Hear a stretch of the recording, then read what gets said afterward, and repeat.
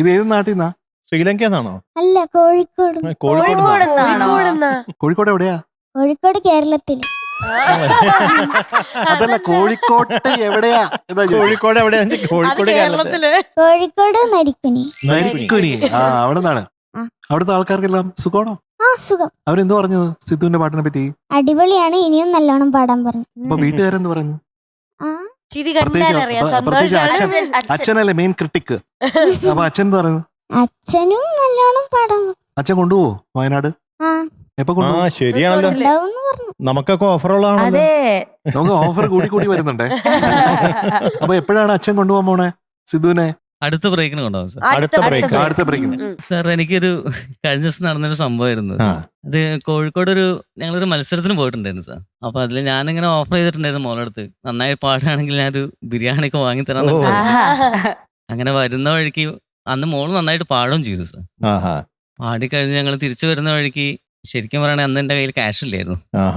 അങ്ങനെ കുറെ ഷോപ്പുകളൊക്കെ അങ്ങനെ ക്രോസ് ചെയ്തു പോയി. എനിക്കാണെങ്കിൽ മോളടുത്ത് പറയാനും പറ്റുന്നില്ല ഇത് ഈ സംഭവം. അങ്ങനെ ശരിക്കും പറയാൻ അന്ന് വാങ്ങിക്കൊടുക്കാൻ പറ്റിയിട്ടില്ല. ഇന്നിപ്പോ ഈ ഒരു പെർഫോമൻസ് ഒക്കെ കണ്ടു കഴിഞ്ഞപ്പോ ഭയങ്കര ഹാപ്പി ആയിട്ട് സാർ. അങ്കിൾ ഒരു 5-6 ബിരിയാണി വെച്ചേരാ. ഇപ്പൊ തന്നെ ബിരിയാണി തന്നല്ലോ, കഴിക്കോ? എങ്കിൽ ഇതാ പോരട്ടെ ബിരിയാണി.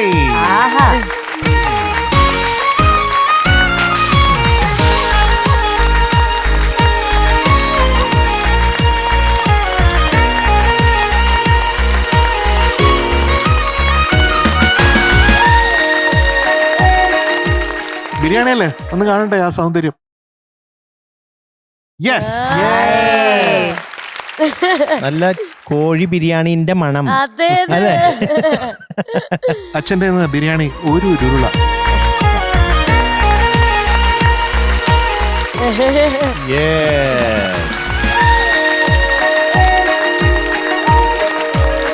ഞാനും ഭയങ്കര ബിരിയാണി അഡിക്റ്റ് ആണ് കേട്ടോ.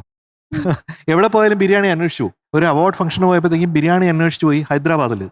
അവസാനം നമ്മുടെ അവാർഡ് ഫംഗ്ഷൻ എത്തിയപ്പോഴത്തേക്ക് 2 മണിക്കൂർ ലേറ്റ് ആയിപ്പോയി. ആ രീതിയിൽ ബിരിയാണി ഇഷ്ടപ്പെടുന്ന ഒരാളാണ് ഞാൻ. അപ്പൊ എനിക്കറിയാം ഒരു ബിരിയാണി കഴിക്കുന്നതിന്റെ ഒരു വേദന. സൂപ്പർ.